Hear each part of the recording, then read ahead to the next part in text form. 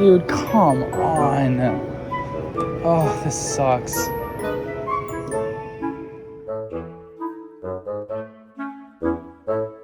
Hello, everybody, and welcome back to And They Were Classmates. Oh my god, they were classmates. I'm Jess. And I'm Nolynn. We Our classmates.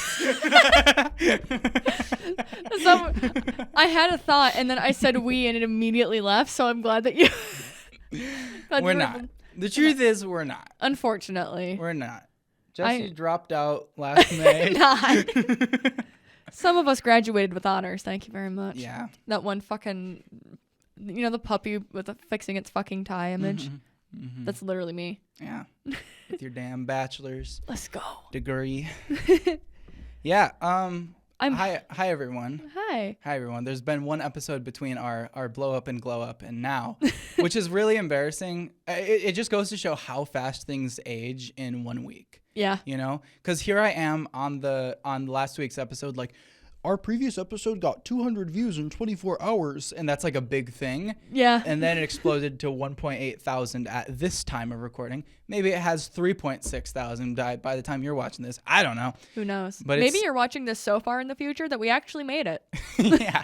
Probably not. Probably not. Probably not. But yeah, it's insane, man. We are almost at 50 subscribers. Listen, guys. Listen. We are like 4/10. I can simplify now. 2/5 of the way to channel memberships via watch time. You need to hit 2 criteria. Here, let me break it down for you. We need 500 subscribers. We need 3,000 hours. I'm not saying watch more podcasts. I'm saying subscribe. It's free. It's simple. And, you know, if I wanted to 2021 max on you, I could say YouTube has this weird glitch where it's been unsubscribing people. So if you want to just scroll down and check if you're subscribed, that would mean a lot.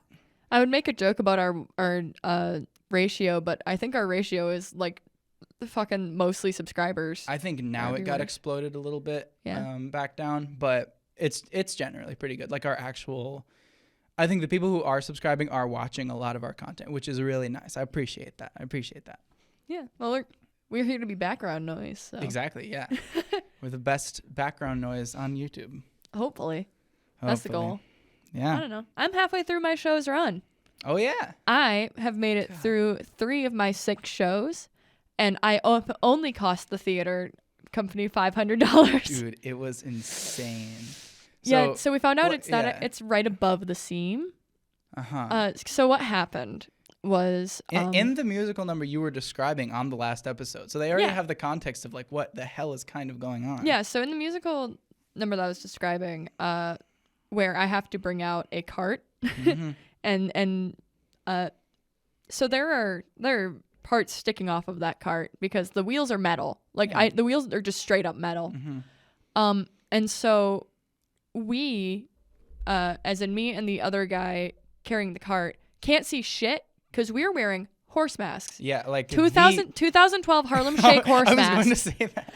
Yeah, literally the horse mask of all time. Yeah, so we can't see anything. We can't hear anything. Mm-hmm. We're sweating and hoping for the best. And you know generally where things should be. You've done it a billion times in rehearsal. Yeah, we know approximately. Yeah, and you know, we have people who can see that are like able to help us as part of bits or whatever. Like, because usually in theater there's someone like holding, like if you need to move a big thing out, there's someone holding the curtain like far enough away. Yeah, so on opening night, we pulled out the cart, and everyone except for us heard a giant rip as the portion of the leg, which is the if you're looking at like imagine like a theater stage TM, like a proscenium stage. So there's the big red curtain, and then there's some black curtains that are kind of off to the side behind it. And those black curtains are called legs. For the actors to hide behind and sing. Yeah, it's so that people can move around backstage without you seeing them. It's great. I love when I hate when theaters don't have enough legs, and our theater luckily does have enough legs. Yeah. But that also means that these legs sometimes get caught on metal cartwheels, and then get pulled on stage as you can slowly hear it rip. From the back of the theater, apparently. And luckily, I was there that night. Yeah, Nolynn surprised me on opening night. Yeah, it was insane because I'm sitting there with a group of 4 and we're all just watching it happen. And like, this group of 4, like we've all done theater before, like we know how these things go. And I'm just watching it, like hand over my mouth, like, oh my God. Yeah, so that's good. That's so much fun. But luckily, the people on stage kind of took care of it. It didn't really like slow down the show or anything. Yeah, one of the protagonists is like a god at improv. So he's also like, I have no fear whenever he's on. It's the guy that plays Igor. Yeah. He's the GOAT, man. So much of what he says is shit. He was so cool. Yeah, no, he's great. He's a great guy. Yeah. I went out to get like drinks after our show on Saturday because our shows are running Thursday through Saturday, and it was kind of funny because we naturally ended up kind of separating into like the half of the cast that's in our 20s and the half of the cast that's not. Yeah. because like half the cast is like people within like 3 years of my age, and the other half is people in their 60s and 70s. It's great. It made choreographing really fun. Yeah, it was cool to see. Coming from like just seeing like high school shows and doing them, it's cool to see such a wide variety of ages. And oh yeah, no, it is like community theater, like TM, like community theater in our area is all ages for real. No, but we were all like sitting out there and like I don't think our half of the table stopped laughing the whole time. Like between having, because we had the wombo combo of like all 3 of the leads in the show who all like, I don't know if I explained this to you, but the 2 romantic leads. So it's Young Frankenstein and there's the 2 romantic leads, Dr. Frankenstein and Inga. They're dating in real life. Oh, they have been for a couple of years now. Yeah. Despite that, their chemistry wasn't that great. So that's because it was opening night. I guess, yeah. Like I'm being so for real because usually they're good. Okay. But it's also just the way that it's written. Oh, like wait. Oh. Hey guys, I'm gonna go hang this on the door. So we have to hang like a recording in progress sign on the door so that people know not to knock on the door because there's people in here doing stuff. But Nolynn was hanging out in here for a while without recording because I've had so damned long. I've had a very long day. Yeah. But it's just how it goes. C'est la vie. Anyway, what were you saying about your little skit? No, but it was we were just fucking like chopping it up the whole time. Yeah, that's awesome. Which is something that I feel like when you become an adult, like a real adult, it's a little terrifying again to go out with people that you haven't known for a long time because there's like but it's not in the same way because it's not in a I don't think they'll like me way. It's just in a genuine like I'm worried that I don't know these people well enough to hang out with them way. So it's really nice to like go out as a cast and all of us were like chopping it up together, whatever. By the end of the night, it was me and one of the guys who was helping with tech because he's like on the board of the theater company. So him and I just stayed behind chatting for a long time. And like, I walked out after that and I was like, I'm like, this is something that some people dream of, like, just like being able to like talk like for that long with people that you don't know that well. Whereas I know for me, it comes naturally, especially after I've had a few drinks sure. to be able to just like, and it's one of those things like I stepped out and I was like, I know people who in that situation would not have been able to like carry on a conversation for a long time. And that was like weird to me to think about. Yeah. I feel like me personally, like I could do it for a bit, but like how many hours are we talking? We got there at like 10:30. I got back in my car at like 12:30. So we were there for a good 2 hours. When it's that long, I either have to have someone I'm already like familiar with enough or have like a really like good conversation. I don't know if I can small talk for that long. Yeah. And like I don't know. My dad calls it the gift of gab. Like that's what we call it. I don't know. I think that's like a turn of phrase. But that's like what we've always called it in my family. Is that my dad and I have the gift of gab where we can just talk forever about nothing. And that's why people have to tell me to just shut up because I'll just keep talking to fill silence. Yeah. Yeah, but it was a cool show. It was a cool show. I liked it. I'm glad. I've never been in a comedy that, like, this is going to sound weird, like a comedy that comedy heavy, if that makes sense. Totally. Because a lot of musical comedies aren't as comedy focused. Like 9 to 5 is a musical comedy, but it's way more focused on the storyline of, like, the three of them kidnapping their boss, which is like a funny concept.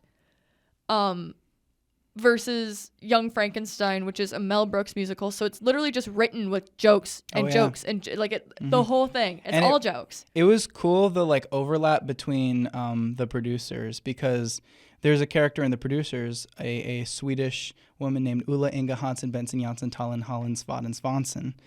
And that name Inga, it's like, oh, there's that. And then there's a line that Max Bialystock says in the producers, Brazil? Who do I know from Brazil? When he gets a letter. It's like, connections, baby. And that was sick. That was sick to kind of observe that with the producer's context in mind, because that's my favorite fucking everything. I love that movie and the musical, but more about the 2005 movie. I've seen that a billion times. What about like the original movie that isn't even a musical? Have you seen that? It's okay. With the one with Gene Wilder in it. It's okay. It sucks having such a connection to the musical version, because actually how I discovered it was I was watching Curb Your Enthusiasm, and they have a season where Larry David is Max Bialystock in they're doing a plot where it's Mel Brooks and he's trying to make the producers flop by casting Larry David as Max Bialystock, but then it ends up like this, as the story of the producers goes, where Larry David does so well that it's like, you know, no way out, but it's like about the producers. And they're giggly out there. People are giggling. They're giggling during my speech. So yeah, I've like such a connection to like the songs and the 2005 musical that when I went to watch the 67 version, I'm like, it's okay. I like the style of it, but it's really funny. I was joking to my dad that now we have to do, because there is you know, slime tutorials for Young Frankenstein out there. I was like, you know what, Dad, we might need to watch a Young Frankenstein slime tutorial, and then watch Young Frankenstein, and then watch the producers movie, and then watch the producers. Yeah. I was like, that could be a sick quadruple feature. Oh, I love the producers. And my dad was like, you realize that's like 18 hours. You're like, worth it. Well, yeah, because he was my Gen Z ass, that's a fucking marathon. Well, because he was like, not all together, but we'd have to like take breaks, like, because you'd want to. I'm like, well, yeah. He's like, because we'd have to take breaks to like make dinner, because my dad and I are always two people that cook dinner. Right. So it's like, yeah, I know that we would have to like set an entire day aside for this. That'd be a good day though. Exactly. That was my theory. What do we got? You see the Pokemon leaks? Oh my God, the Pokemon leaks. That shit's insane. It's insane. Because there's like the two sides to it where it's like, oh, this is some cool concept art. Like, oh, we really missed out on this. And then there's like, Slacking is a rapist. Yeah.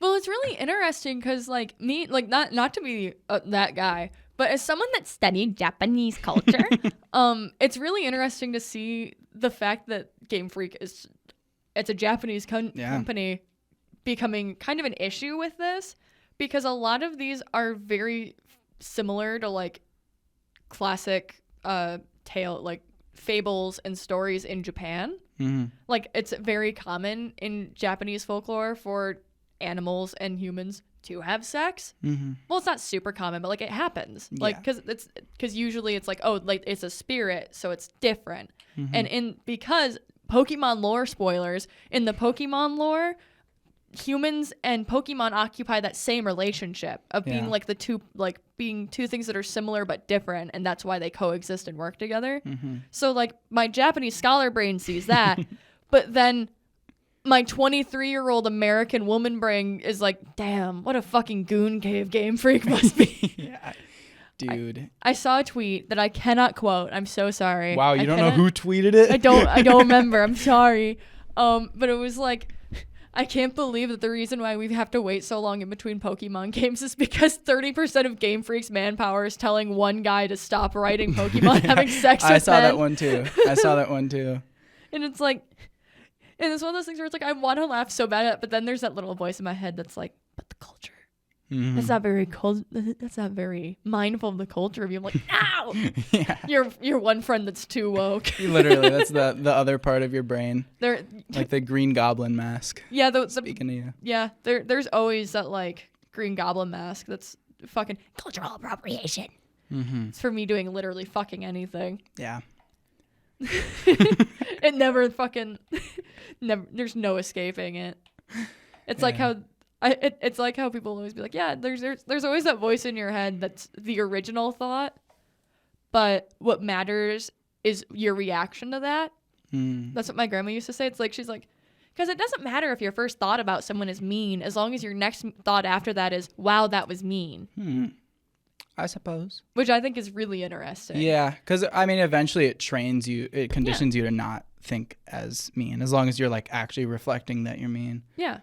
That's what, like, that was a very big part of like me realizing that I was like becoming a shitty person. It was going like, I don't have to listen to that the first voice isn't the one that's right. That's just my initial reaction, but I need to stop and think about that before I react. Yeah. It's okay to have that reaction, but I need to stop and think before I react. Totally. When That's someone, smart. yeah. Yeah. And I need that, and I think that GameFreak is doing that with their lore. Yeah. They have pause, reconsider. What are we doing here? What does this say about our company? Although having the officially like filled in version of the Pokemon like pantheon that's been showing up in games for fucking years is sick. Yeah. There's just a lot in the leaks, and unfortunately, the only thing that really makes it to my timeline is like the Typhlosion. craziest, and and then also that like Lady Gaga was in the Pokemon X and Y files. Yeah, just shit like that. That makes sense to me. I don't know. You have to remember, I'm come from a TF2 background where there's an actual load-bearing coconut in the files. Do you know about that? Yeah, I loosely remember that. Yeah, give me the YouTube short. Yeah, so the YouTube short of it is that in the files of TF2, there's a PNG of a coconut that if you delete it, it completely breaks the game files, and they have no clue why. Because there's just something in the coding that's right. So that's why everyone jokes that it's the load-bearing coconut. Yeah. Because it's just like a low-res coconut PNG or something like that. Yeah. But every time they delete it, the entire build destroys itself. So there's fine. So there's something in there that matters, and they can't figure out what it is. They might have by now, but it's like that's funny. No, yeah. So that's. Did you see? This was years ago now, but when the TF2 source code came out, and there were just like notes from like struggling programmers, like, I don't understand how this works.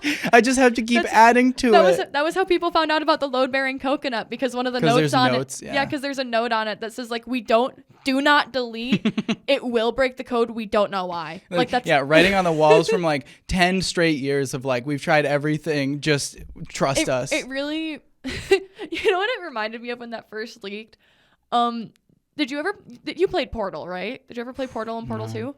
I have that's, oh my God, sorry. I just felt myself age by 10 years because that's not like cornerstone. Everyone's played that. I really wanted to get into old Valve games at some point. I tried playing Half-Life. It was just super confusing. No, Half-Life isn't nearly as good as Portal 2. And I believe that.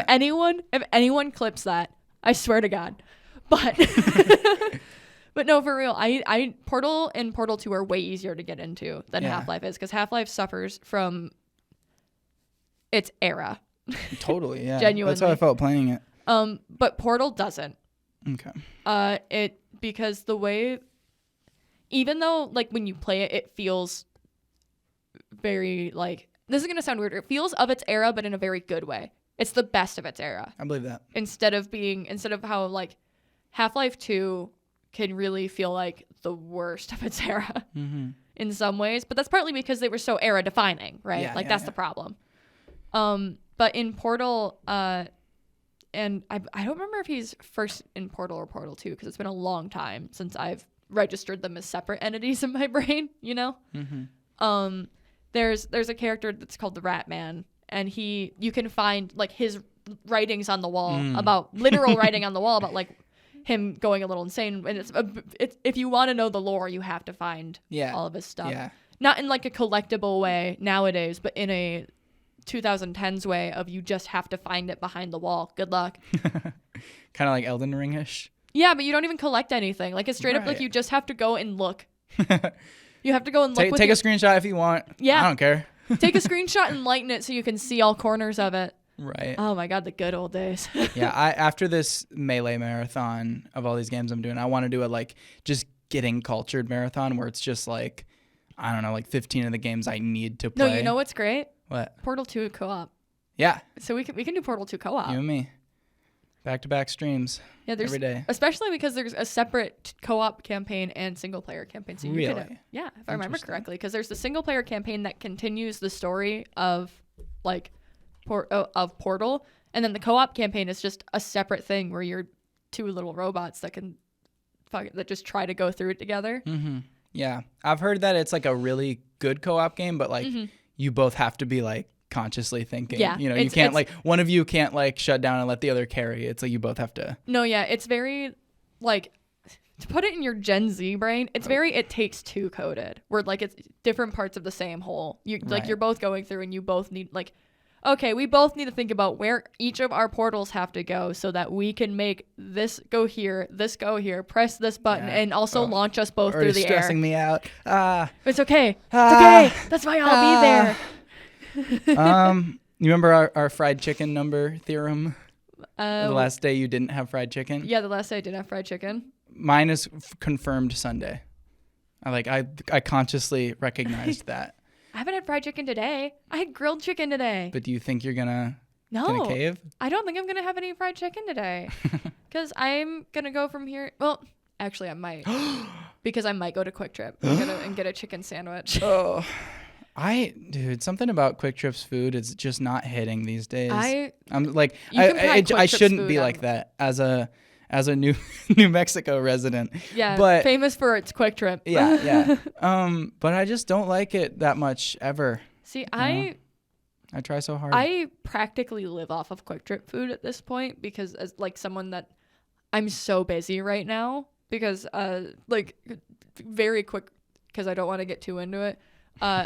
Because viewers know that I caretake for my grandma a bit. And she hasn't been doing great for a little bit. So I've been really busy taking care of the house and heading over and hanging out with her at the hospital across the street. And at least it feels like it. It's like I feel like I'm fucking always doing something. Sure. Like that's why I was a full 40 minutes late to the podcast today. I'm not even gonna hide. With permission at least. With permission. Imagine if you didn't tell me and I'm just checking my. No, I Find texted My Nolan app, like an hour before, and I was like, girl, I'm gonna be real with you. I am halfway through cleaning my house. I still have to eat lunch and shower. I'm like, I need to put on my makeup and everything. So she's like, do you want to just meet a half hour later? And I was like, yeah. And then I was still 10 minutes late. Yeah, but it's all right. But that was not my fault because I forgot that school exists for people besides me because I graduated, so it's done. Oh, totally, yeah. Yeah, there's nothing. School doesn't exist for anyone because I graduated. Yeah. So I didn't think about the fact that there's a big difference between driving past a bunch of schools at 2 p.m. and driving past them at 3 p.m. Yeah. I can't imagine. Yeah, especially because I have to go directly past a middle school, which luckily they around here don't let out. Like the elementary, middle, and high schools all let out at different times. But it's still really busy by the middle school with all the parents sitting there trying to get the good spots so that their kids don't have to walk as far. Mm-hmm. So. Yeah. But I managed to not get road rage and yell at a child. So, because I've been known to yell at children. Oh, no. I noticed that last time I did a 5-hour energy, I was in a blue shirt, and this is unintentional. Obviously, I only wear, it's a color every 6 days, essentially. So it has been, what is that? That makes it 7 or 6 weeks since, I don't know. Look, I'm doing a 5-hour energy. That's the facts. That's it. That's what's going on right now. That's it. You're like watching me relapse into like a drug addiction. This is my cocaine. Yeah, no, I'm gonna do it. I realized that my current podcast energy is what my 5-hour energy podcast energy was at. So it's kind of like an exponential equation. Oh, we're doing an experiment, is what you're saying. Another experiment. Kind of, yeah. And I kind of, you know what? I'm gonna be real. I'm chasing the feeling.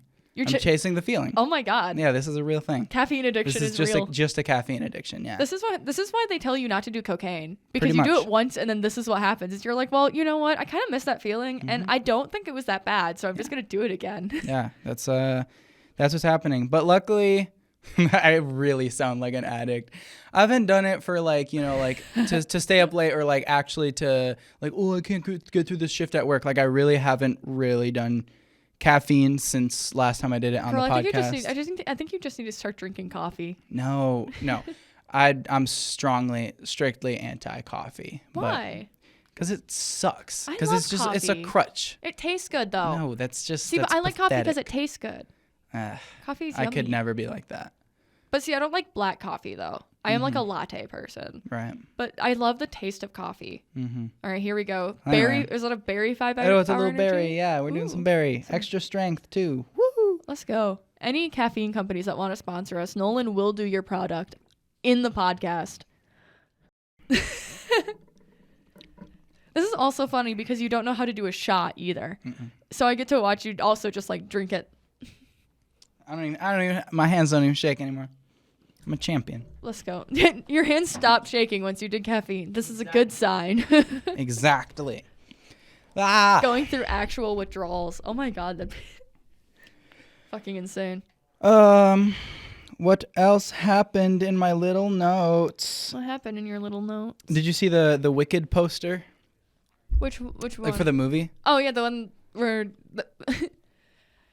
the one where they paid homage to the original poster. Mm-hmm. But then like didn't, because like they had to make sure the actors' faces were. Yeah, no, in it's, the thing. I actually right before we came out here, I saw that That's what I was gonna share. Cynthia Arrivo. Tell the cameras. No, Tell the 'cause I cameras don't- my segment. I'm no, sorry. Go ahead.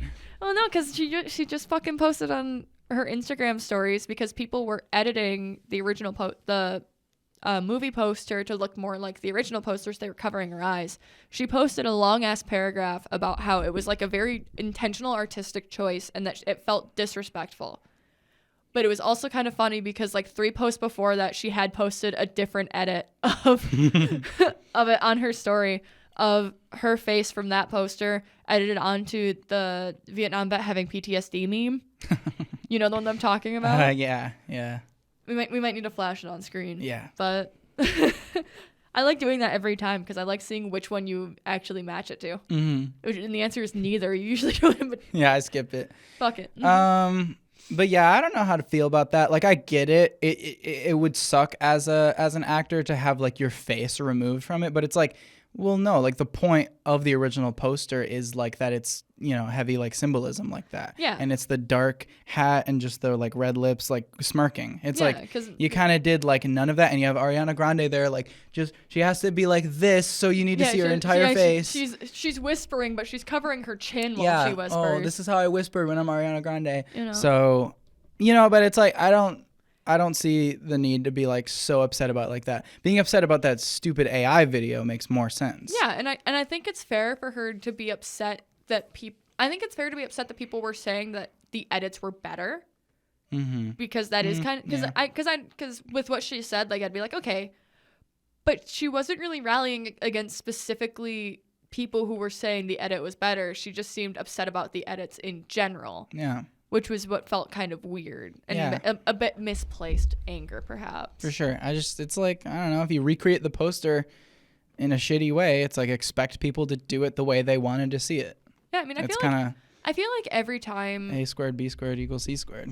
Yeah, I kind of feel like whenever they try to make an homage like that, like no matter how close you get, people always edit it to be closer. So I don't know. I'm surprised it didn't seem like she was prepared for people to edit it.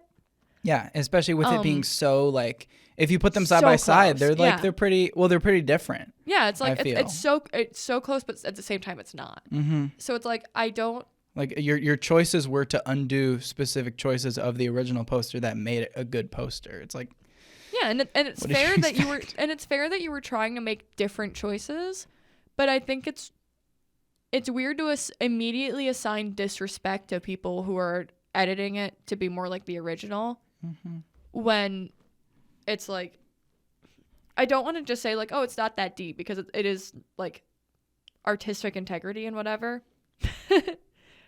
But at the same time, it just feels like very misplaced anger. It seems like she's angry about the fact that people are calling it better and just being like, well, it's because of the edits and not because people don't know how to respect artistic choices. Yeah, but I like the poster edits. I think it's neat. I think that the original movie poster is cool because it makes more sense as a movie poster, and the original theater poster is cool because it makes more sense as a theater poster. Like, realistically, that's my opinions on it. Yeah. The movie poster is a better movie poster. The original poster is a better Broadway poster. For sure. Cool. Yeah. And I don't think that either of them is necessarily better than the other, but I think people having their preferences is fine. Mm-hmm. People are always going to have their preferences. Of course. Nothing in this world is we all agree. Kind of on that note, did you see the Kamala tweet? Which one? The one where she literally goes through like MrBeast's fucking political strategy. You remember MrBeast's tweet about how he would be as president? Yeah. Paraphrase that tweet real quick for the fans at home and for your own brain. If I was president, I would make things better and that was about all he said. That's all I remember. But how would he do it? I don't remember. Without bias? I don't remember. Wasn't it like having like a panel of people? It was just he was like, I'm gonna have a bunch of advisors.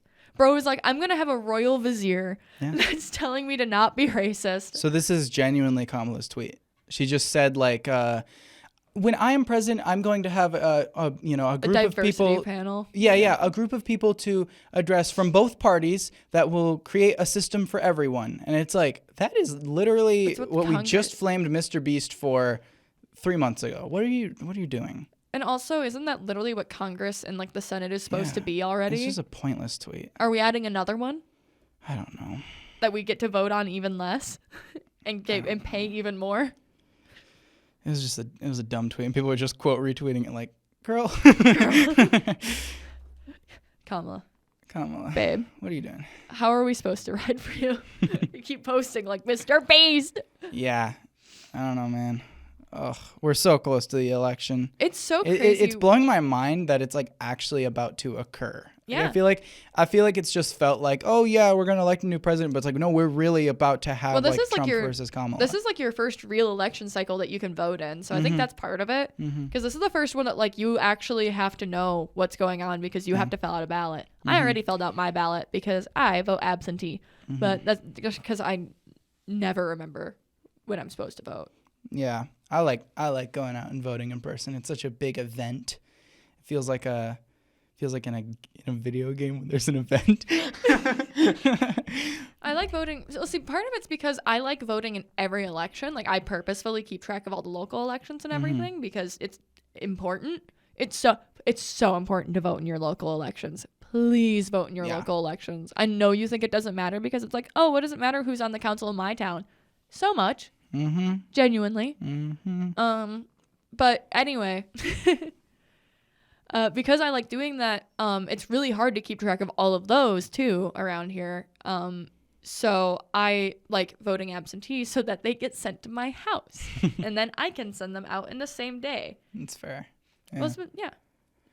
But yeah, it's just crazy that it's like actually freaking real. Yeah, my first election was my first presidential election was 2020. Yeah. Oh, what a tough choice. Yeah. It was, and after being someone that was really involved, like personally in the 2016 election, because I couldn't vote, I was one of those like, me and my friends were actually doing walkouts and like protests at our school that year because we were all very politically minded because again, we were your friends that are too woke, but then we became like actually rational leftists, which is to some people an oxymoron, but to me makes sense. To us on the liberal podcast.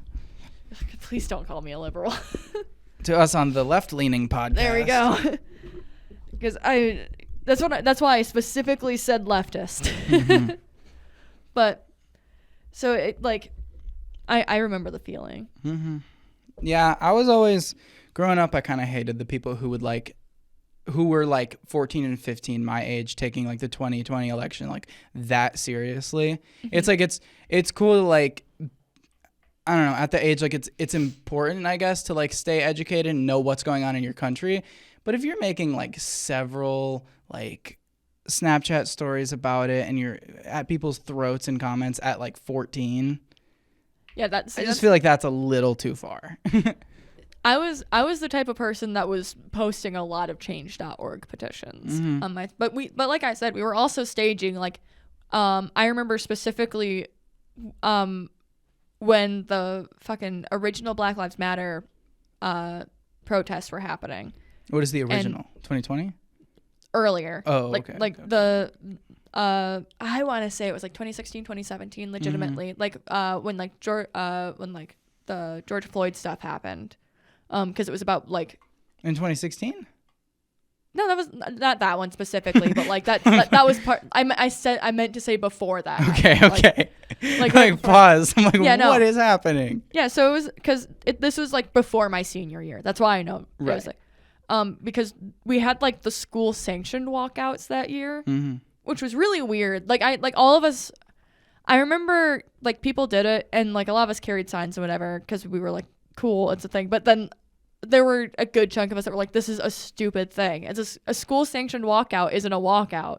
Right. That's an oxymoron. Yeah. Even though it's us making, like, it's the school making a statement, but it also, like, it was just weird. It was all weird. It felt really performative. So, there was a group of us that staged a secondary walkout a couple days later where there was only, like, 10 of us that left and stood outside the school and held signs and did the same thing. And that felt way more impactful. Totally. Even though realistically it was like nothing. It was like we walked out of class and got marked absent and got written up for protesting outside. Like that was all we did. Right.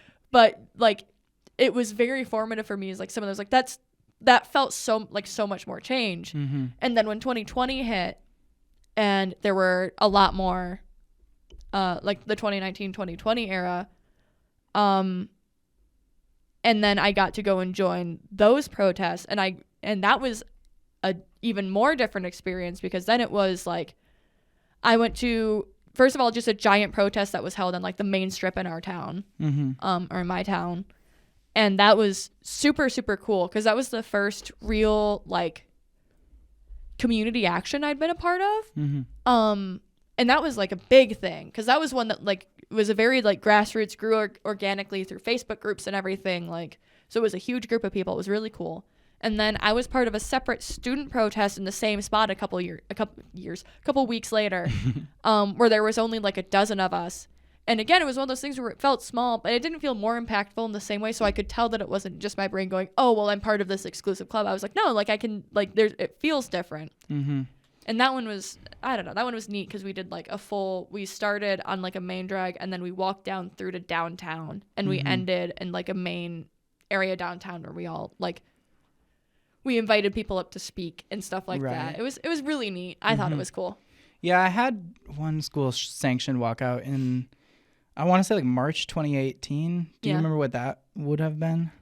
I think that might be what I'm thinking of because that would have been. It's either like March 2018 or like November 2017. I'm not entirely sure. Yeah, but I remember it being really weird. Like there's been unfortunately we live in the United States where there's a lot of horrific police brutality. Yeah. It was something. I don't remember what it was, but it was. I can't remember if they made an announcement or if they told all the teachers to like talk about it before class. But it was that weird thing where it's like it didn't feel like we were walking out like I remember the principal being out there giving a speech about what we were doing. Yeah, and it's like, I don't know. It's like the school trying their best to like understand. It's like, yeah, students are gonna do this, so like let's make it a thing and let's. I want to say it was about a school shooting or like gun control or something. Yeah, probably. Was it when the Florida one happened? Yeah, I was gonna say that would have been. I forgot the name of the city or the high school or whatever. Yeah, that was one of the. Well, I remember. The big like Nicholas Cruz one. Well, that was. Right? That's his name. It's so hard. It's so hard because there've been so many big school shootings. Like in my, like, because I wasn't alive for Columbine, but when I was in elementary school, I was in elementary school in the early 2000s, so like the effects of Columbine were still very much there. and then Sandy Hook. Yeah, because you were at an age where you could like comprehend Sandy Hook. Because like in 2012, man, I'm like 6. I'm like 7'5". Yeah, maybe. I forgot. I was in middle school. Yeah, exactly. I was in middle school when that happened. I remember my niece wasn't in school yet, but my nephew was in elementary school. Yeah. And that was one of the things that like really radicalized me about gun control, was being so young when Sandy Hook happened, and I had friends that were in elementary school still. I had friends from church that were still in elementary school, and I was like, that could have been them. Yeah. Like, that could have been any school around here. I know a lot of people with guns. My family, until pretty recently, we had guns in the house. We've only gotten rid of them fully in the last like 4 or 5 years, because my grandpa used to hunt. So like, I'm not anti-gun. Yeah. But it's growing up and realizing that I was the same age as the kids that were on the news. That was insane for me. Yeah. Because there was that. And then there was like, there's been so many. And then like with even recently with like Uvalde, I was thinking about going into teaching at that point. And I was like, well, fuck, I could have been a teacher there. Yeah. And then now, like as an adult, like I still think every time I go into like, and some people are gonna call this fucking insane. Every time I go to a gay club, I think about Pulse. Every single time. Because I mean, one of my mom's best friends in high school, who I called him my Uncle Jeffy, but he's just my mom's friend. They were super close. He's a gay guy. He lived in Florida at the time. My mom was terrified when she couldn't get a hold of him right away. Oh, yeah, yeah. Because even though he didn't live in that area, he traveled a lot. So she was like, what if he was just out on a trip? Yeah. That would have been exactly where he would have been, is hanging out at that kind of club. So it's like, it was so... And it's so hard to explain to anyone older or younger than me, I feel like. Or someone that isn't queer, or someone that isn't like... Yeah, well, because, but you feel it in the air with like where we're at with politics and everything. It's like, they don't like us. Like, especially right now. Like, I don't know, some things are better, some things are worse, but it's like, generally you still get this feeling where it's like, the way the Republican Party is set up right now, it's like, so I don't weird. feel safe. It's so weird how it feels like as someone that was alive before I have conscious memories before gay marriage was fucking legalized. No offense to you, but I remember it like being on the breaking news about gay marriage. And I don't remember if I got like a talk about what that was or not, but I remember it being breaking news on the Today Show, President Obama. I mean, like, I was someone that was 2015. I was 14. I had just come out. Like, this was a huge, this was like a huge thing for me. And I remember before it was legal, like it wasn't legal around here. It wasn't legal in our state. I had queer family members that couldn't get married. Yeah, that's crazy to think about. Yeah. I have queer family members that say that they've been married for 25 years, but legally they've only been married for 9. Because... Yeah, because you couldn't. Because you just legally weren't recognized in some states. Wow. Or some of them let you have like what was it called? Domestic partnership? It was like it was basically, you were legally combined, like you were put together, but you weren't married. Yeah, exactly. You didn't get all the same rights. You got to like put yourself on tax forms. You got the tax benefits, and you got like some insurance would allow you to count them as your spouse. But for the most part, it was basically just a shut up. Like it was kind of a shut up thing where it was like, oh well, but you can't receive any of their benefits because you're not technically married, and they can be your power of attorney, but they are not automatically your next of kin. Like it was so, I wish I remember what it used to be called, but that's what I know we had that here for a long time. I don't remember when Illinois legalized gay marriage. I don't remember if it was before federal legalization, right? But it's just like, that's another thing where it's like, I remember how it felt when that got legalized, and it was really cool that like gay people were on the news, and it started to become a thing that like gay, like all, and then that was why it became a thing, like, oh, like everyone on TV is gay now, like because it became like socially acceptable, whatever. And now I'm watching the same thing happen with trans people, but without them getting the rights at the end. Yeah, which is like, they have to make such a weird focus. It's like gender affirming care for minors. It's like there's this very specific thing on that right now, and it's like, why do you guys like this? Yeah, and it's also, I mean, I know like the one that because I think I've said this before. My dad's a Republican, but he's not a Trumpian, right? So my dad has mentioned to me, because he keeps seeing it in the political ads, about like, oh, the sex change surgeries for illegal aliens. That's like, in all what the are we fucking even ads saying around anymore, here. man? And I had to look at my dad. I was like, Dad, how often do you think that happens? Right. And he was like, I don't know. It's in the ads. I'm like, Dad, I'm gonna tell you right now, hardly ever. Mm-hmm.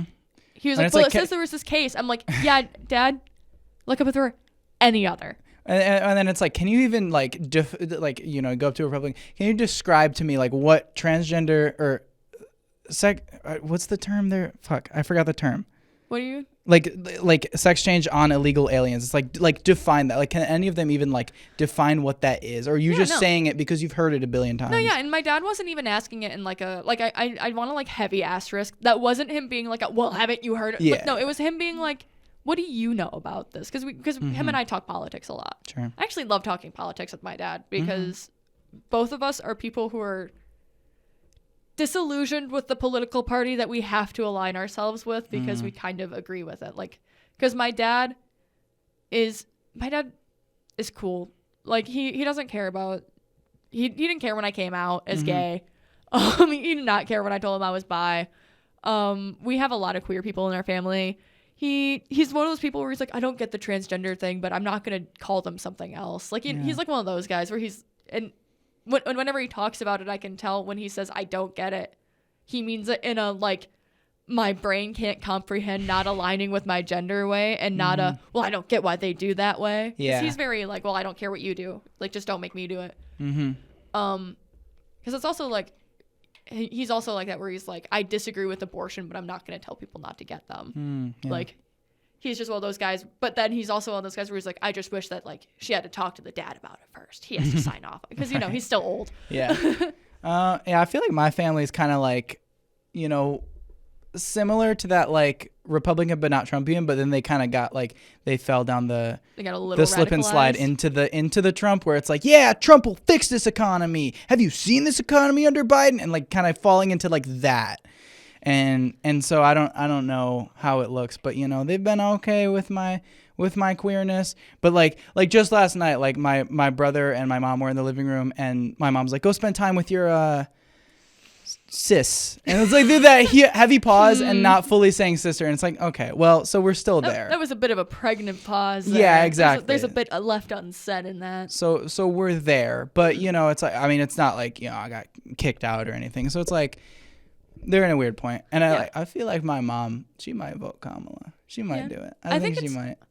I think that a lot of people who, I mean, I'm going to be so for real when I say this. People who live on the coast don't understand how, like, being in a family like that. Because I feel like, not to be, like, country bumpkin about it, but, like, on the coast, it's a lot more liberal, obviously. Like, that's just how it goes. And I feel like a lot of people are so used to, like, the idea of being from you're either a conventionally liberal family or a conventionally Republican family. Like, a lot of the coasts end up being like that, and I feel like that kind of dominates our popular consciousn's about it. But it's like the whole Chappell Roan has a racist uncle, like, and he's in government, so clearly she has to support him, and it's like, no. Sometimes and it's like, oh, well, you still hang out with him, yeah, but you don't support him. No. There's a difference. Right. It's like Sydney Sweeney MAGA themed party. Yeah. Well, because it's like, it's one of those things where not everyone is willing or able to cut off their family like that. And I get that some people need to, like, for their own peace of mind. But like, I personally, I'm trying to figure out how to word this. Sneeze. Nope, no, not. I'll be okay.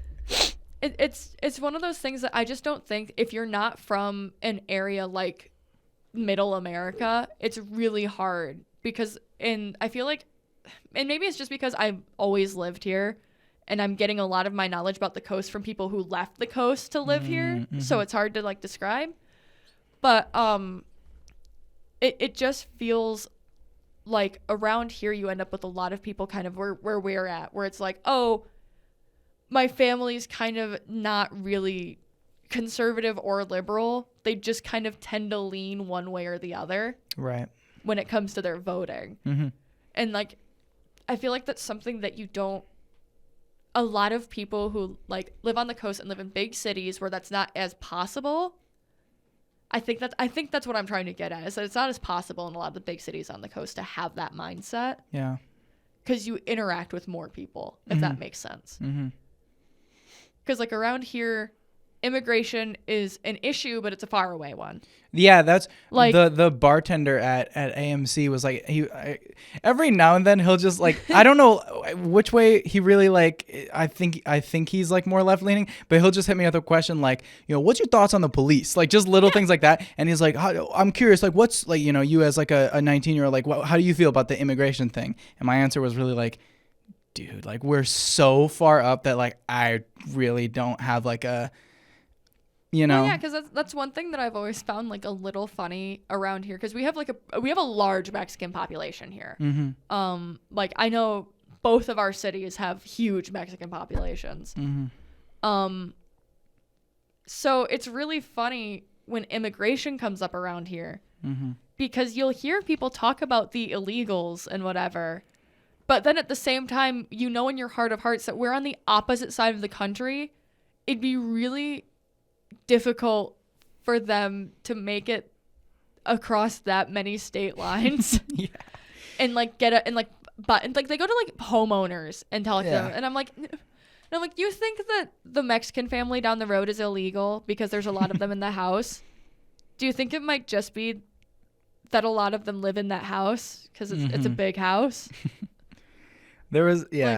There was a video, I don't remember when it came out. I think it was only like 5 months ago or so, where there was a guy at a Trump rally in Michigan. And he's like, I'm going around and I'm looking for any way you've been, or he was like, what's your number one issue that you're voting for? And they're like, yeah, the border crisis, the immigration. They're like, oh, do you have a personal story about how this has affected you? And like just time after time, no, I don't have how is this border crisis like affecting you personally? And nobody had a thing about it. Well, because like I find it funny because I hear people around here specifically mention having skilled labor taken away from them by illegals in Home Depot parking lots, because that's like a stereotype, right? It's like going to Home Depot, but that doesn't happen around here, like at all. That's not a thing around here. Because we don't have a very high population of undocumented immigrants here.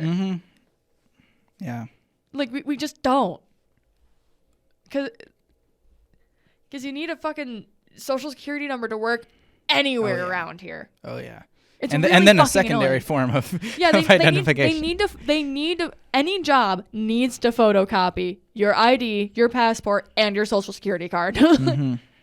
So that how else are they going to know that you can man the register at this Wendy's? Yeah. But like, and I don't even, and I don't want this to come off as like I think that there even is an immigration crisis way, because I personally don't believe in borders. I think that the idea of borders is stupid, especially because we took over, we stole Mexico's land, and now we get mad that people want to come back. So it's I'm just kind of like, okay, right. But I specifically find it ridiculous that it's such a huge thing around here. Yeah. When, dude, I bet we need to learn more about the fucking Canadians. Right. They're coming down here. That's our real border. They're coming down here and getting our good weed. Theirs is cheaper, but ours is better. Those damn Canadians. Yeah. Well, that was a long section. I'm so sorry, guys. Your drawing looks great. Yeah. Yeah, dude, that fucking whatever you're modeling in Blender right now, amazing. Spectacular.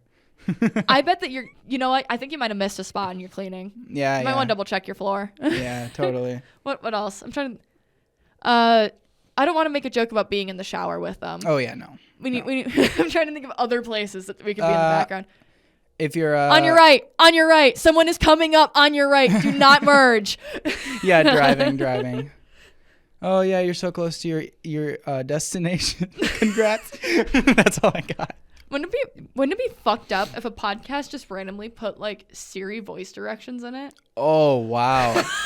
Yeah, that'd be sick. At the next turn left. Wow. That'd be fucking evil. That'd be so fucked up. Yeah. We should do that. We should do that. We're the #1 podcast for trolling your route home. It's like fucking Russian roulette. Is this real directions or is it? Yeah, you have to use Waze because we're gonna start using the Google Maps voice. Oh my god. There's been a sneeze trapped in me for 30 minutes. I swear to God, it just won't go away. Oh, dude, that makes it sound like for our audio listeners, I promise she didn't do cocaine. I did. No, she didn't. YouTube, she did not. Yeah. We need to throw up the just kidding star so that the feds know that we're just joking around. I thought about, do you know what a stuntman shot is? What do you mean? It's a shot of tequila and then you snort salt and then you squeeze a lime in your eye. I was like, wouldn't it be funny if I did that, but 5-hour energy? And if I had more time, oh my I would have God. gathered the ingredients. That's I probably awful. wouldn't have done Please it. don't. Not in here. Snorting salt? Yeah, I don't know. That would fucking destroy your sinuses, dude. Yeah, that's the point. Oh, and then it would fucking dissolve. It would scratch your sinuses and then it would dissolve into them, dude. Cool. You would feel that for weeks. Oh well, for the content. Have you? Important asterisk. In our area, you can drink. I'm 21. It's my birthday. No, in our area, you can drink under the age of 21 with parents' consent. So no, the question you're about to ask me, I am 21. That's what's so good about this. Yeah, you're 21. I was born in the year. Do the math. 03. There you go. Did I ever tell you about the time that I went to a bar and they almost took away my ID because I couldn't tell them because I didn't think my ID was real because the photo on my ID is so old. You didn't tell the story, but I've seen your ID. No, yeah. So they took my ID and he was like, "What's your astrological sign?" I was like, "Taurus," because that's a really common one because they don't expect you to memorize the birthday. So if you know that when I was serving at Cracker Barrel, that was something they told us. They were like, if you know the astrological sign and you're not sure if it's real, ask them what their sign is. I like that. But then he hit me with what's your Chinese sign? Ooh. And I was like, you're a snake? I'm You're the dog. I know that shit. I don't remember. I'm 2001. Chicken? Oh, fuck. See? That's exactly what I did. No, so then he tried to take it, and then I was able to, I had to, you know what I ended up doing? I pulled up my fucking My Chart. I pulled up my My Chart on my phone, and I showed him my medical. I pulled up my fucking vaccination history because it showed, like, my name, my age, and it's really funny because the photo in my My Chart app is from when I was 12. Oh my goodness. So you could see like the timeline of like 12 to 17 to me. Yeah. And I was like, yeah, like a Pokemon evolution. yeah, for real. I was like, can I have my ID back, please? I'd like my ID back. And then I left and I never went back to that bar. That's fair. It was a bar in Illinois, so it doesn't matter. But like yeah, I love IDing people at the movie theater because it's just so fun. Especially now that we have the rule where you have to be 16 on the weekends. It's so when they come up to see an R-rated. Wait, you have to be 16 on the weekends? It's that bad. The behavior is that fucking bad. That's insane. It's like genuinely weekends were such a nightmare for one of our managers that by the end she was like screaming at teens and like she'd like earned it. Like it wasn't like misbehavior on her part. Like genuinely they're being such assholes. They're like fighting in the theaters. They're running around and we had to get the curfew rule. No, yeah, the KwikTrip right next to me recently had to put up. It's really funny because I went to I on the night that I went out and I was I had a couple of drinks and then I stopped at KwikTrip on my way home because I had a couple of drinks, so I needed gas station food now. Oh yeah. I was wandering around and I kept realizing that there were signs everywhere that said no groups of more than 3 of people under 16. no backpacks allowed, and a bunch of smile you're on camera. I was like, something something happened here. What This is caused fucking what- environmental storytelling. But yeah, no, the teens are fucked these days, and they're so horrible. The theater here, at least their policy on their website in this damn city, this local theater, on the weekends you have to be 18. Mm-hmm. That's so crazy. Yeah, because it got really bad. Especially because the theater near me is like, compared to some of the other theaters around us, it's really cheap. Mm-hmm. Because it's not as good. Yeah. But what you lose in comfortable seating, you gain in like $10 in your pocket. They renovated it though. Yeah, they did just renovate, is and they kinda didn't change, crazy. and they didn't change their prices. No, which is yet. great. Asterisk. Yeah, Yeah, I kind of want to work at that theater along with AMC because God, this sneeze is gonna kill me. It's a elimination theater. Yeah, Which I is don't know if can you say that? I That's might not have to local. bleep that. No, that's not local. Okay. That's like a chain. It's like AMC and it's like AMC, Marcus. Classic Cinemas. Yeah. Blah blah blah. But I don't know if I have like a non-compete thing with AMC and other theaters because I could be like spreading information. That'd be so fucking funny if you have a non-compete as a cashier at fucking AMC. I could see it though. No, I could, but it's really funny. Yeah, it's funny. Oh, I want to work here, but sorry guys, I have I have a non-compete clause. Oh my like- God, this sneeze is killing me. Ugh. It keeps going up to like 20% where you can start to feel it, but it just won't come out or like even get remotely. dog, just blow your nose. There's nothing to blow it on in here. Go That's what she said. Let me see. Do you want me to see if I have Kleenex in my I'm bag good. for I'm you? good. Are I'm you good. sure? No, this is the title of the episode. The Nolynn episode has where to Nolynn sneeze. can't sneeze. Even though I think it's my turn to be on the thumbnail. Okay, Technically. yeah, technically. Nolynn can't sneeze, and it's a picture of me sneezing out of spite. It's you. We can I hate finally use that fucking. Maybe I'll have to draw a Jess Jack. Maybe it's finally time. I keep offering to. Maybe. There's an experience this Sunday at the theater that just made me feel horrible. Oh? It wasn't a misgendering experience this time. I'm just curious. But it was a young girl, maybe like 6 or 7, and she comes in with her mom, but she's seeing a movie with like what I'm gonna guess is like her aunt or like some friend of the family. And so her mom gets her a regular popcorn, and this little girl goes, "I normally get a large, just saying." And I'm like, that's, it's like kind of petty, but it's like, yeah, the kid wants her popcorn, whatever. And then so she She's gets so her rough for her that. little bag, the bag of popcorn, we get. And then she's like, "Can I have a straw to like put the butter in the bottom?" I'm like, okay, she knows her life hacks. That's cool. And then You need to start getting me a straw to put the butter in the bottom when we go. I guess, yeah. What are we doing? And then so then she comes back like maybe 7 to 10 minutes later with the aunt's large popcorn to get a refill. I'm like, okay, I don't know, but the refills are free on the large, so I'm like, yeah, here you go. Maybe she's just getting more for everyone.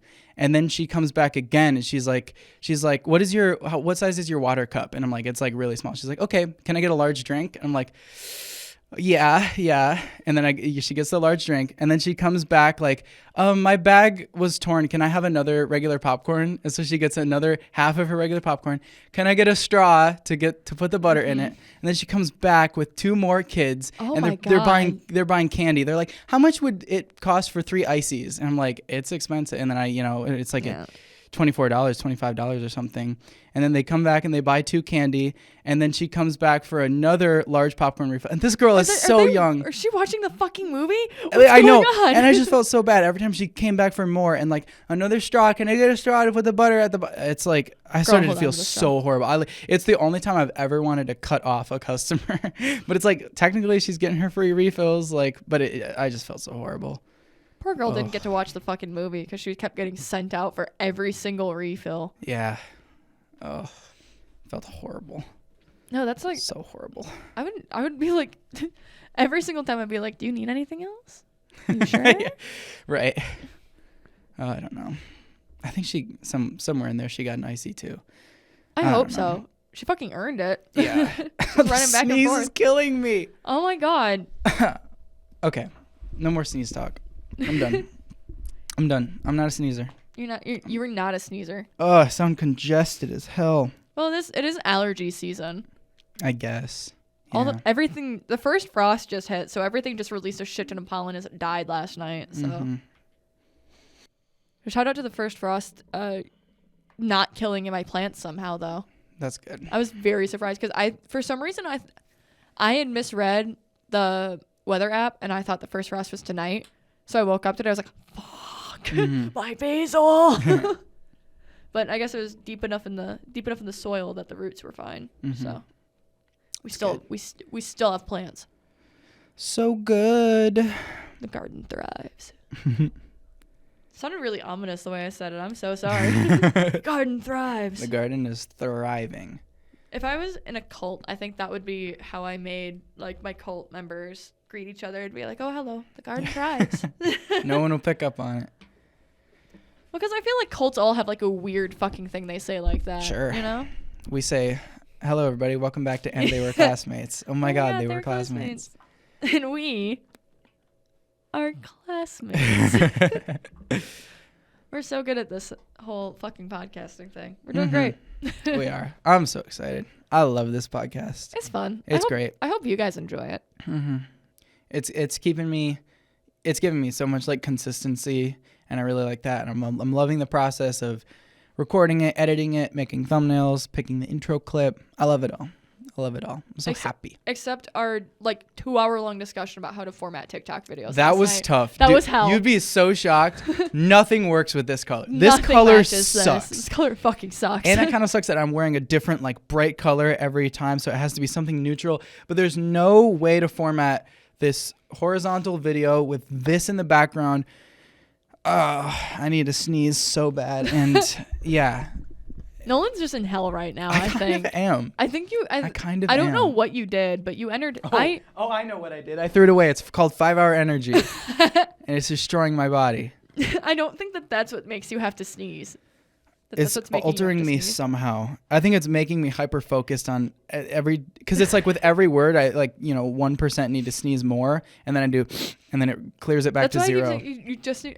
Maybe you just need to fucking farmer blow into the trash can or something. I don't fucking know. Not worth it. Have you ever met someone that like exclusively farmer blew? Do you know what I'm talking about? I know what you're talking about. Not really. For our listeners at home who maybe don't come from like a slightly rural area, farmer blowing is when you just like seal one nostril and breathe really hard out the other one. To just it's like Hawk Tuah for your nose. What's up? Welcome back to And They Were Classmates. I hate it here. I'm ending the podcast. Oh, no. No, it's because I keep having to deal with all those fucking... People are using Hawk Tuah like fucking lost now. Like, I'll see people like just post anything. And then if anything even slightly sounds like Hawk Tuah, all the comments are just, get out of my head, get out of my head. It's like fucking Amogus. Well, and it's always like from a hawk to a, and then something else. And I fucking... Ace keeps showing them to me, and I never see the Hawk Tuah in it. So then he laughs even harder at me, and I'm every time. Why are you showing me this? I'm like, cool, a hawk, sick. I love birds. Yeah, and then he's like, and then he looks at me, he's like, huh? And I'm like, don't talk to me. Don't look at me. Don't come by my house. We're done. Yeah. Yeah. I actually got to meet Ace this last Thursday. Because I kind of like a proper introduction. Yeah, we had like a small, mutual hello when we saw Dee Dee. But like I'm in the car, he's standing up on the curb. It's like very like hi. It was Ace saying hi because he walks me out to the car every time I leave the house. Like so I got to actually say what's up, and it's cool. Talk about pumpkin goes to Good Burger. A little bit. Oh, I showed my friend Blake that video after bingo last night. Because after bingo, we went back to his place because originally we were going to build Lego. And then we found out that the Lego that he thought because they were supposed to arrive at his parents' place. And then we found out they're delayed until Thursday. So we can't build our Bigfoot Lego. So we ended up, I was like, and by this point, Blake had continued drinking. So he was now drunk. So I was like, Blake, I have a fucking video to show you. And I showed him Pumpkin Goes to Good Burger for the first time. Yeah. And then in response, he handed me a beer. So I guess he liked it. And then we played Broforce until like 11. Yeah. Did you watch Fred Makes Pizza? I have not rewatched Fred Makes Pizza. Yeah. I keep meaning to, it's a but good one. I was too busy showing him Pumpkin Goes to fucking... Yeah, totally. No, all those old Cyber 8 videos, man. Oh, Peppa's Basement. Did you I'm so curious. Did you ever watch YouTube poops? A little bit. It was kind of. I was at a tough age for that. Yeah, where I wasn't like well versed in it, and there's that thread going around right now, or the quote retweet of like, what's one sentence mixing that doesn't escape your mind? And I don't really have pretty much any of the entirety of the Zelda CDI YouTube poop catalog. Yeah, I think is what's in my brain, because I was obsessed with those. Yeah, the closest thing that is nonstop in my mind is there was one remix of All Star. I don't remember what it's titled. Shit.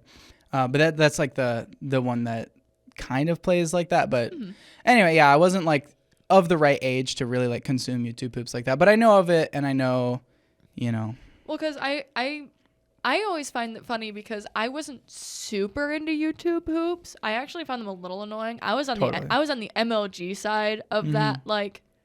All the YouTube poops that I liked were more like MLG videos that were disguised as YouTube poops. So, but like, it's so interesting because like some people I talk to that are your age or like where you're like, yeah, I just, it wasn't the right age. And then other people are like, I found those at 5 years old and I was obsessed with them. And I'm like, why? Why? Also, you're 5. You don't even get any of the fucking media that's present here. Right. You don't know what any of these things are. So why are how? But those are also people that were like iPad kids, and you can tell because of like the way that they are. Yeah, first gen iPad kids. Yeah. Oh my God. First gen iPad kids are fucking terrifying. Mm-hmm. I feel like the recent ones are less scary, I feel like, even though they're like worse behaved, because like I feel like they have a better chance of coming back from it.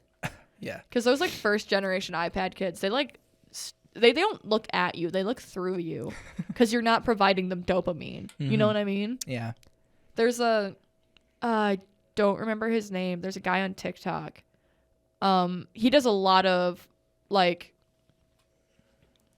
he does a lot of like jokes about like, oh, this is your shitty boyfriend, your friend that was raised by his grandparents. Like a lot of like very specific character based content like that. Mm-hmm.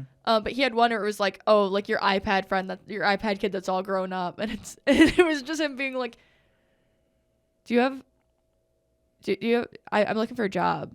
Do you have a job? And he's like, yeah, I'm like a doctor. How much do you make doing that?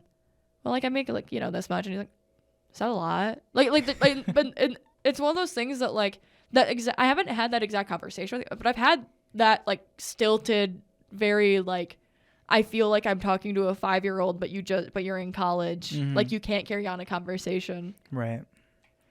Like that was something I don't mean this as unmean. I experienced it so much more coming back to me, like with like your age group, and like now that it's like, and now that the demographic is becoming even younger because now we have like now there's like high schools coming to do college level classes here too. They piss me the fuck off. Oh, Shelby, how I want to discriminate. Shelby's in a class that's like entirely 16-year-olds, and then like 5 people who are like 18, and then her who's in her 20s, and then like a 35-year-old woman. Yeah. Like that. I love community college. It's so fucking great. I hate all these high schoolers, man. They're like, I'm like the humans in X-Men, and they're the mutants. And I'm like hunting down these high schoolers, make them identify themselves. For real. I hate them. No, but it's like it was so interesting because like I've mentioned on the podcast before, like I got my associate's degree here, and then I took a gap year, and then I did a couple of years at main campus, and then I came back here. And so when I came back here, like I was the only person my age, like because I'm in that awkward in between of like I'm also slightly older than other people because I'm also slightly older than a 4-year student because because the gap year. Because of the gap year. So it was like I was going into these classes at like 22 with like freshly 18-year-olds, and I was like, I can feel the difference in our frontal cortexes just by being in this room. When I'm running across the stage with a prop gun in mocap class, you're all younger than me, and I can tell. It's weird because genuinely, yes. Yeah. Like even like I mean this in the kindest way, just in the way that you guys operate in that class versus how when I walked into that classroom, I felt like a TA. Yeah. Partly because of how well that I knew the professor. Yeah. Because he's my fucking homeboy. My guy. My goat. My goat. But also just because like I was like 4 to 5 years older than a lot of the people in that room. It's true. I was going in there with the most experience in college level acting classes and just acting like, and not to be that guy, but in acting classes in general, because I've taken acting classes since high school, both in school and out of school. I paid for my parents paid for professional modeling and acting classes for me when I was 17. Wow. I still don't know how I talked them in. I have no clue how I talked them into that. Genuinely. Were they like expensive classes too? I think all in all, I think the reason why my parents were willing to do it was because technically I could have signed to the agency of that class right after. Because I don't know if they're still active.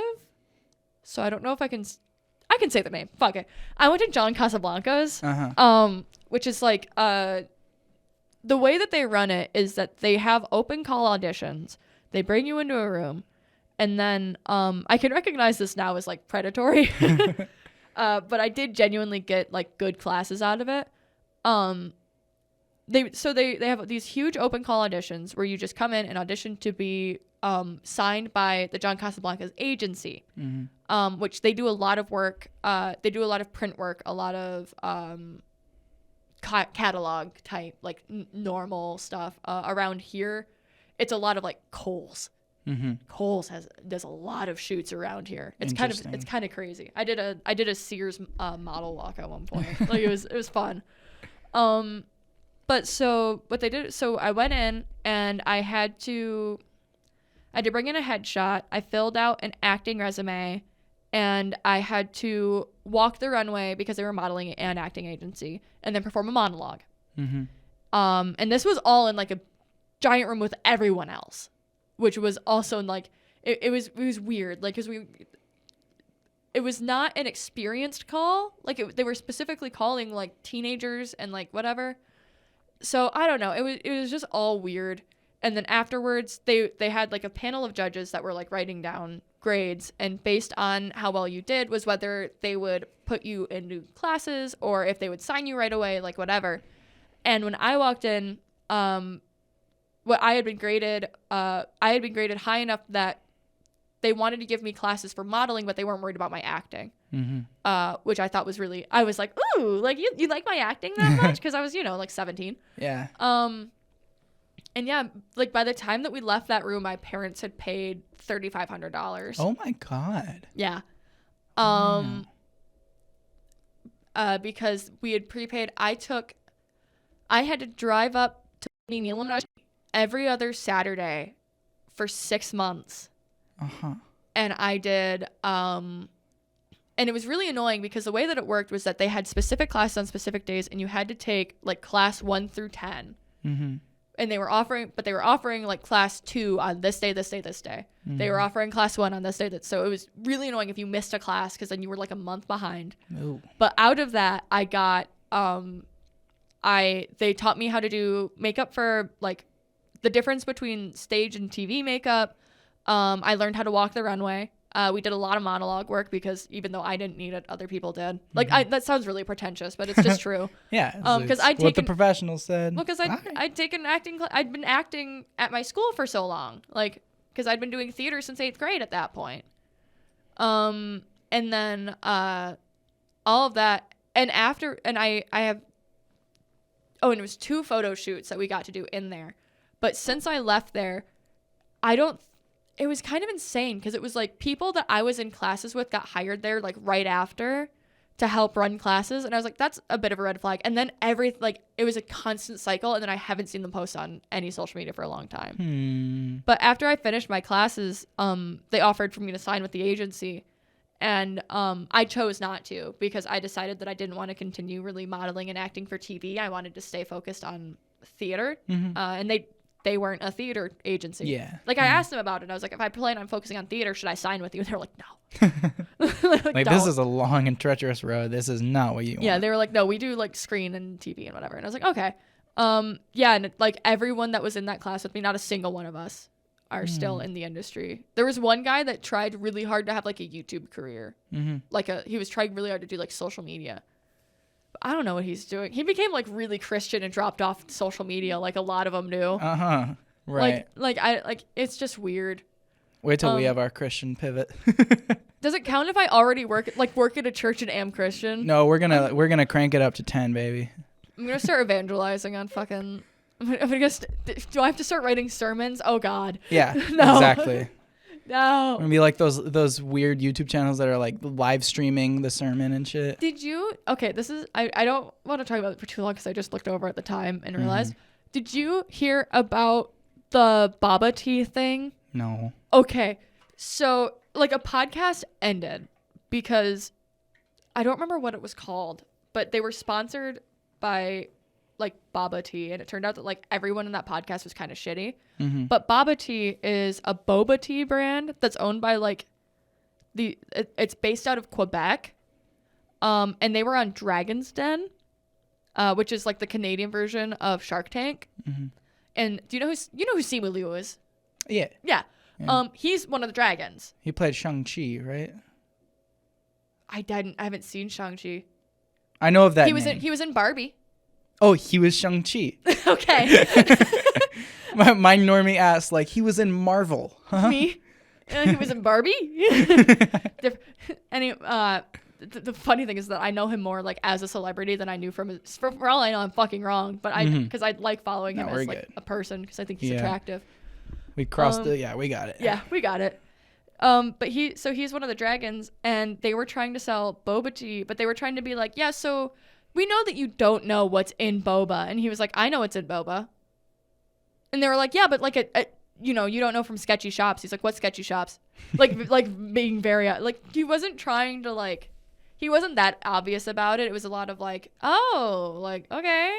Because they kept going on and on about how they were revolutionizing boba because they were canning it and they were making it with only like 4 ingredients.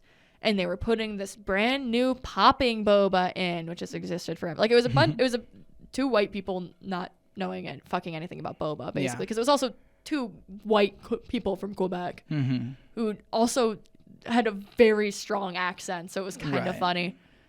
And he kept being like, okay, so what are you doing to like, this is like an ethnic drink. Like, what are you doing to pay respect to that culture? And they're like, well, this isn't really like this is exact phrasing. This isn't really like an ethnical drink.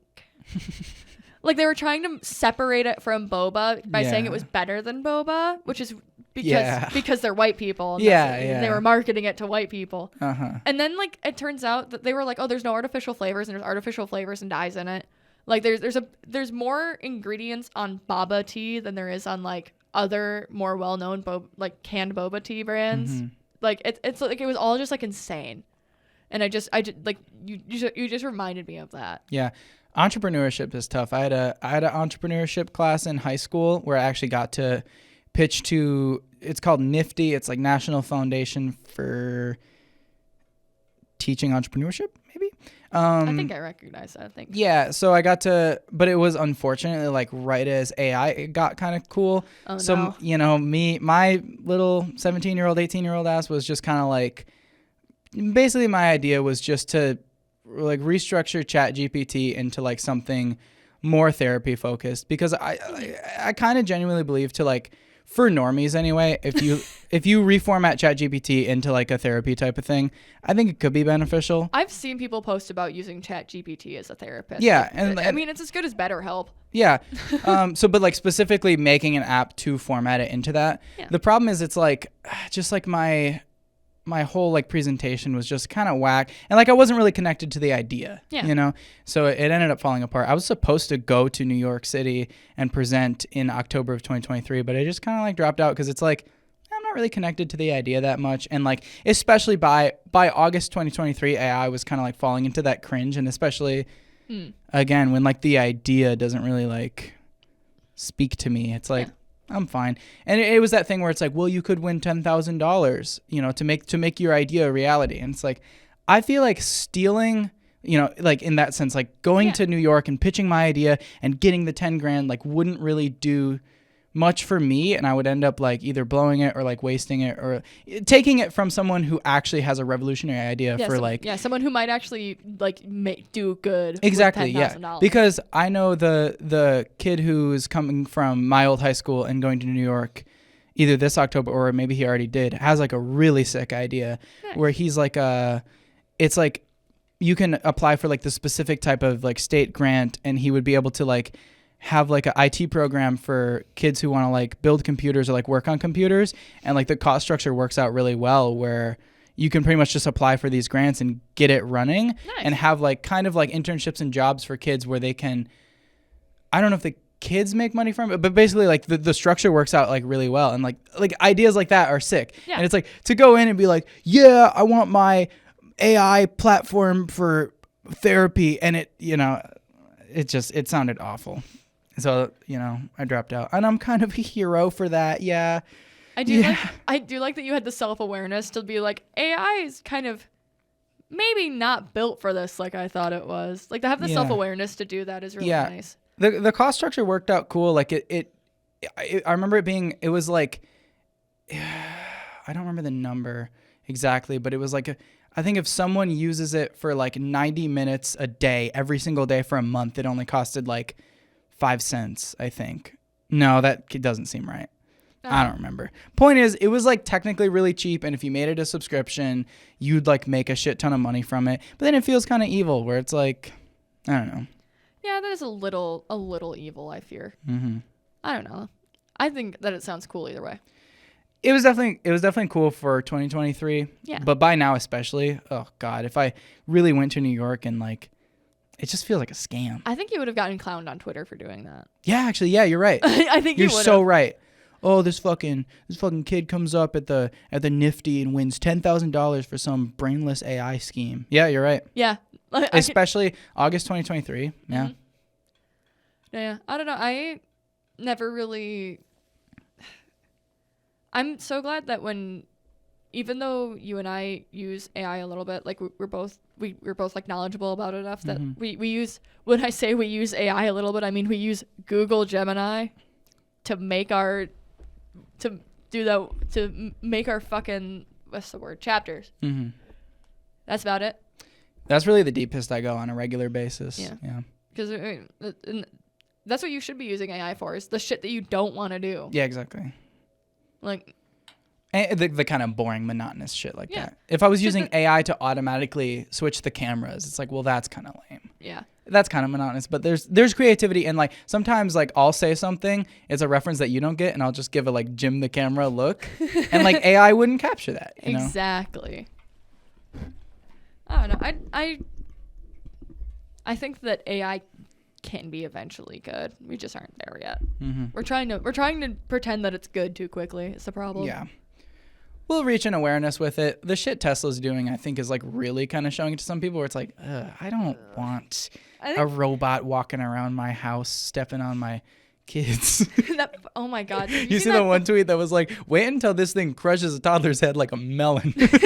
No, I saw the one where but I did see the one where it was the South African guy that retweeted it and was talking about how he was like, wouldn't it be great to have someone in the house that doesn't vote ANC, doesn't have 55 uncles that they need to take off for funerals, and you only have to pay once? and everyone in the comments is like, you can't say that. You are a white South African. It's like that. Who's that fucking bi? There was a song that went around when I was younger that was just called "I've Never Met a Nice South African," and it's by this group that's really fucking racist. Mm-hmm. But that one's funny. That's a very South African way of being racist. Is defending, but then you realize what they're saying. You're like, wait, because I know I've seen South Africans literally post like, I don't hate black people. I hire them to clean my house. And it's like, that's no, that's not what that means. That's not what that's like, it's crazy. Yeah. It really be like that. And say the line. We say the line, Bart. Have to say call the line. We legally have to call it here. Legally have to call it. We do, because it's been an hour and a half. Yeah, this was a little political podcast. We got a little political Sorry to all today. the new fans. It happens. Or hopefully you liked it. Hey, they got one in between of us still goofing. Yeah. And now we scare them all off by being liberals. Mm-hmm. I don't know if they could tell by our haircuts and the way that we are. Mm-hmm. Or everything about our podcast. Yeah. But yeah. we will catch you guys next Tuesday at 11. At 11. At 11. At 11. A.M. A.M. CST. We will have more hijinks in store. Check out our socials down below. By the time this goes up, we'll have posted on TikTok finally. Ideally. If all goes to plan. If all goes to plan. I hate editing short form. I'm sorry. But I'll get there. I'm only making you do half the short form editing, to be fair. I struck a flow with the camera editing. Like now I kind of like it, and I put aside time in my week to do it. And I used to dread it. No, I think like that now that we don't have to spend 2 full hours figuring out how we want to format our TikToks and what color we want them to be, that's not gonna suck as much because it's just gonna be. Once it becomes a Premiere Pro preset and I can just load it up, plug the clip in, do the text motion graphics, then we'll be all right. But in the meantime, there's still like a little bit I have to figure out, and then there's that like tweaking that comes with it where we post our first several, and I'm like, I don't like the way this looks. We'll mess with it. To tweak it, but yeah, we'll see what Mr. Algorithm has to say about it. Yeah, our good friend Al. Your tweet was so millennial coded. Which one? The one where it was the X is the Everything app episode. Because I wanted to, because I looked so fucking millennial coded in it. I read it and I'm like, wow. Sometimes, you know what? Sometimes hashtag ATWC, hashtag podcast. Oh my goodness. That was straight up habit is the worst part because that's like you have to have hashtags at the beginning because otherwise it's not gonna. You have to. Sometimes I have to play the algorithm, dude. I'm so sorry. I guess. Unfortunately, I know the algorithm. The algorithm loves millennial posting. Sure. Because I refuse to pay for X the Everything app for us to get fucking noticed, so we have to use hashtags. That's fair. They broke the app, so we have to use hashtags. I promise my posts on TikTok will not have as many hashtags. As many. Well, because you have, like I said, yeah, it's for just TikTok, I get it. Yeah. It's crazy that you're clowning me for using hashtags on Twitter when Twitter's literally what started the hell of hashtags. I feel like they've escaped it now. I feel like well, it's just because as long as you say podcast in the text, it gets there. No. Yeah. It doesn't. Yeah. Not if you don't pay for the fucking app ever. I guess. You have to remember we're a new account. We've never paid for the app. We don't follow anyone. And somehow we have 78 followers. How did that happen? Because I used 2 hashtags. That's how. I guess. Yeah, you're right. You're right. All those porn accounts and spam accounts. Yeah, they all found us for. They do love hashtag podcast. They do. Honestly, they probably do. That's the worst part. All right. We will catch you guys next time. Goodbye. Goodbye.